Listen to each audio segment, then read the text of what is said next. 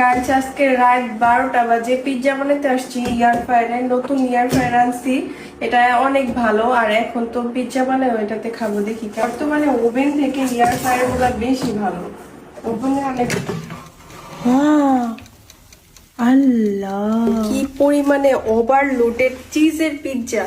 রাত 12টা বাজে, এই ধরনের পিৎজা আমি কই পাবো? মানে ভালো কোনো মানে মানে পিৎজার দোকান ছাড়া, মানে রেস্টুরেন্ট ছাড়া কিন্তু কোথাও পাওয়া যাবে না। ভাই আমার এয়ার ফ্রায়ারে গরম গরম পিৎজা হয়ে গেছে মাত্র 12 মিনিটেই। ও